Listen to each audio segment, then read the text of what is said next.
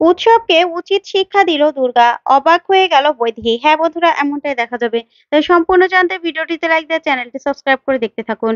গল্পের শুরুতেই দেখা যাবে দুর্গা উৎসবকে বলে, শোন, ঘরের যতগুলো ঝোল পড়েছে না সব পরিষ্কার করবি। আর নিজের টয়লেটটা না নিজেই ধুবি, বুঝতে পেরেছিস? একদম চকচকে ঝকঝকে করে ফেলবি। তখন উৎসব বলে, কি বলছো তুমি? আমি ধোবো? কেন? কি চাইছো তুমি? কি চাইছো? তখন দুর্গা বলে, তোকে না মানুষ করতে চাইছি, বুঝতে পেরেছিস? তখন উৎসব বলে, মানুষ করতে চাইছো মানে? আমি কি এখন মানুষ নই? আমি কি তাহলে? তখন দুর্গা বলে, হ্যাঁ তুই মানুষ রূপী, কিন্তু তুই একটা শয়তান, বুঝতে পেরেছিস? তাই তোর ভিতরের মানুষটাকে আমি বের করতে চাইছি। ওই যে যাই, চাঁদ বদন, চাঁদ বদনকে আবার আমার মুদি দোকানে পাঠাতে হবে, মুদি দোকানে পাঠাবো, বুঝতে পেরেছিস? তখন এই কথা শুনেই উৎসব বলে, কি, কাকু যাবে মুদি দোকানে? তখন এই কথা দিয়ে দুর্গা বলে, হ্যাঁ যাবে তো। সবাইকে কাজ করতে হবে, বুঝতে পেরেছিস? সবাইকে কাজ করতে হবে। তোকেও না কাজ করতে হবে। কাজ করবি, কাজ করবি তুই। তাহলে শয়তানের আর কারখানা হবে না মাথার মধ্যে। তখন উৎসব বলে, কি বলছো তুমি এসব? কি বলছো? তখন দুর্গা বলে, কি বলছি বুঝতে পারছিস না? আর ওই যে ঠাম্মা, ঠাম্মাকে দিয়ে তো রান্না করাবো। ঠাম্মার দায়িত্ব তো রান্না করা, রান্না করবে। সবকিছু কে রান্না করবে তুই জানিস? তোর মা রান্না করবে, তোর মা। আমার ঠাকুমা আছে না, সে। তখন উৎসব অবাক হয়ে যায়, বলে, কি বলছো তুমি? তখনই দুর্গা বলে, হ্যাঁ।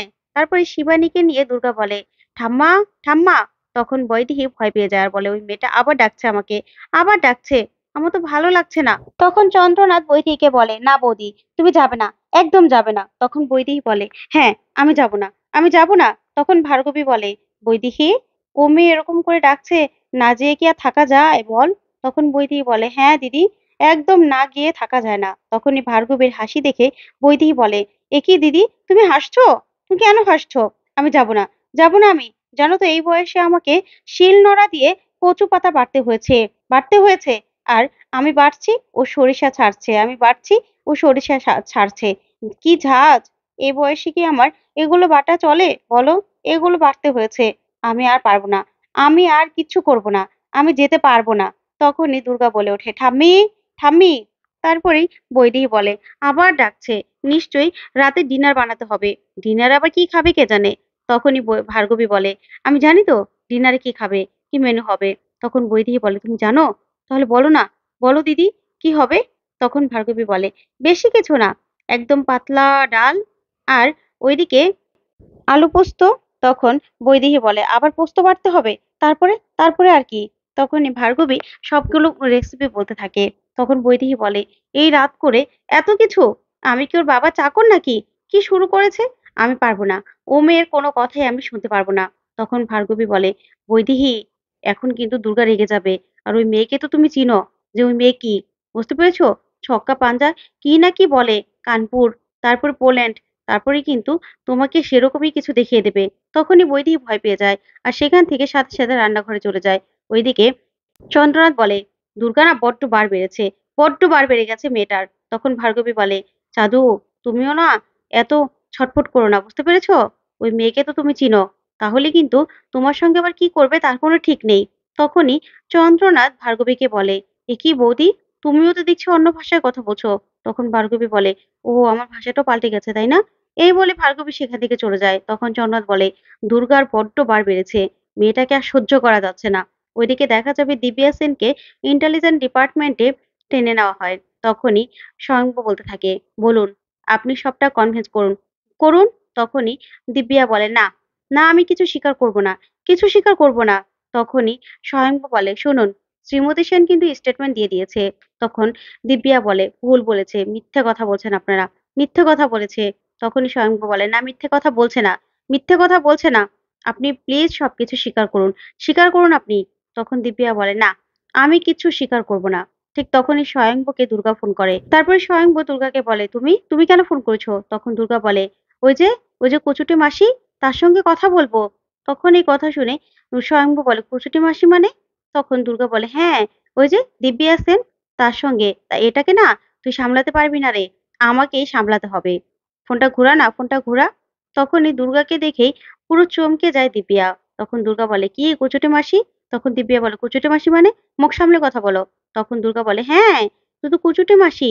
আর শোন, তুই না তাড়াতাড়ি করে সবকিছু স্বীকার করে নে। না হলে কিন্তু তোর কপালে কি দুঃখ নাচ্ছে তুই ভালো করে জানিস।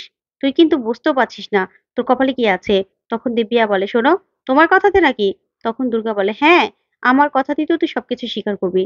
যদি স্বীকার না করিস না, তাহলে যে তোর কি অবস্থা হবে। এই দুর্গা কিন্তু কাউকে ভয় পায় না, কাউকে ভয় পায় না। আমি কিন্তু রেগে গেলে কেলিয়ে কানপুর আর পেদিয়ে পোল্যান্ড এসব দেখিয়ে দেই, বুঝতে পেরেছিস? আর তোকে না একদম দুর্গাপুর পাঠিয়ে দেবো আমি, দুর্গাপুর। তুই বড্ড বার বেড়েছিস। আর কি ভেবেছিস ওই আমার খুড়ো উৎসবও কি বাদ যাবে? উৎসবও বাদ যাবে না, বুঝতে পেরেছিস? ওটাকেও না টেনে ডিপার্টমেন্টে আনা হবে। তারপরেই সবকিছু স্বীকার করানো হবে, সবকিছু। তখনই দিব্যা বলে, না, কিছু পারবে না, কিছু পারবে না, কারণ আমি কোন কিছু স্বীকার করব না। তখন দুর্গা বলে, স্বীকার করে নে, না হলে আমি যে কি জিনিস না সেটা তুই এখন বুঝতে পারছিস না, ঠিক পরে বুঝতে পারবি। তুই তো এখান থেকে বেরোবি, তুই আমি জানি বেরোবি। তারপর বেরিয়ে আমার সামনে পড়লে না তুই বুঝবি কি জিনিস আমি। তখন দিব্যা বলে, শোনো, আমি না সকালে নিউজ হেডলাইন করে দেব। আমি কিন্তু সংবাদ পত্রিকার মালকিন। নিউজ হেডলাইন করে দেব এই ইন্টেলিজেন্স ডিপার্টমেন্টে কিভাবে মানুষের উপর অত্যাচার করে, নিরীহ মানুষদের ধরে এনে কিভাবে হেনস্থা করে। তখন দুর্গা বলে, শোন কুচুটে মাসি, তুই নিউজ পেপার দেখাচ্ছিস কাকে? তুই ভুলে গেছিস যে আমাদের বাড়িতেও নিউজ পেপার রয়েছে, আর তার মালকিন হলো স্বয়ং কৌশিকী মুখার্জি। একে জগদ্ধাত্রীতে রক্ষা নেই, আর তার ধূসর হলো কৌশিকী, আর এখন আবার দুর্গা। তুই কোথায় যাবি, কোথায় পালাবি? কি ভেবেছিস? তুই আমার মাটাকে এই অবস্থা করে রেখেছিস। আমার বাবা, আমার বাবা আজকে 20 বছর ধরে আমার মায়ের কোনো কথা শুনতে পায় না। দুজন ভালোবাসার কথাও বলতে পারে না। দুজন দুজনের সঙ্গে সুখ দুঃখের কথা বলতে পারে না। তুই কি ভেবেছিস তোদেরকে আমি ছেড়ে দেব?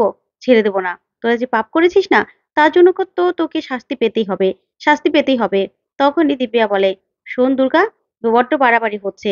আমি কিন্তু একবার বেরোতে পারলে একদম স্বয়ংভূ মুখার্জির পিছনে পড়ে যাব। তখন দুর্গা বলে, আমার বাবার পিছনে পড়ে না কোনো লাভ নেই। হ্যাঁ, আমার বাবা অনেক হ্যান্ডসাম, কিন্তু এই বয়সে না তোকে আমি মানবো না মা হিসেবে, বুঝতে পেরেছিস? তখনই দিব্যা বলে, কি বলছো তুমি? আমি কিন্তু এসব কথা বলিনি। তখন দুর্গা বলে, তাহলে কিসের কথা বলেছিস? তুই আমার বাবার পিছনে কেন লাগবি বলতো এই বয়সে? তখন দিব্যা বলে, বড্ড বাড়াবাড়ি করছো তুমি দুর্গা। তখন দুর্গা বলে, শোন, আমার নামও না দুর্গা। আমি কিন্তু অসুর বধ করার জন্য চলে এসেছি। এবার তোর কি অবস্থা করব সেটা তুই শুধু দেখ। এই বলে ফোনটা রেখে দিলে তখন স্বয়ংভু বলে, দিব্যা সেন, সবকিছু স্বীকার করে নিন, না হলে দুর্গাকে তো আপনি চিনেন না। ওর কিন্তু 6 সেন্স আইকিউ জগদ্ধাত্রীর মতো প্রখর। আপনি না ধোপে টিকবেন না। আপনার এমন অবস্থা করবে না দুর্গা যে আপনি সারা জীবন মনে রাখবেন।